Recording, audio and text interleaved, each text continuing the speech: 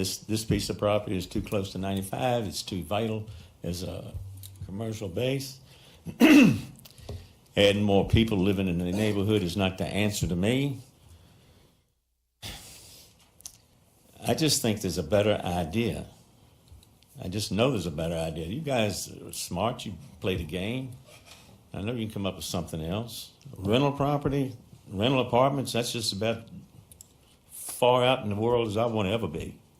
If these were, you'd have me more on your side if these were standalone houses or condos that you sold. Just people have skin in the game. They're going to take better care of their home. I already know how this is going to work out. I'm not going to talk about that, but I know how this is going to work out in the end. You know, for a while now, brick and mortar stores have suffered for a very long time, my heart is out to the mall and the Kafara family. I remember Aladdin's Castle back in the day because the mall was all we had around here for fun and entertainment. So as a lifelong resident of the county, the mall has played a little bit of a role in my life from growing up. But with that being said, when brick and mortar retailers fail to change with the growing times, reminds me of a Blockbuster video. When you fail to change your business plan, your objectives, and the way things are changing in society, you get left behind. And it's not up to the taxpayers of Spotsylvania County to bail out, whether it be a brick and mortar store or the landowners, in my opinion. The $245 per unit in proffers, I understand that the people are needed for the commercial, and of course they would want it. They're adding people to help save their original investment of the mall. I just, for the proffers, what we're going to need for our schools, the amount of units, the traffic, I almost look at this as like a bailout for the mall. Rezone our land for us, that way we might be able to make this mall profitable again. So I almost look at it as a bailout. And I think our current county taxpayers are going to end up paying in the long run when it comes to traffic, when it comes to school needs. 10 years down the road, what are the apartments going to look like? So those are my concerns. The mall has been wonderful to us. I mean, it really has, and we thank you for being here. And your grandfather was great. The late Mr. Cosner and Andrew C., they worked very hard to bring the mall here because our people, our residents here, were struggling. They were struggling for the tax base. The city of Fredericksburg wanted to annex us. And therefore, these gentlemen who served on the Board of Supervisors went to work. They even traveled to Ohio to make sure that we got the mall. And like Mr. Payne just stated, yes, I do want to help the mall. I don't want to see the mall go down.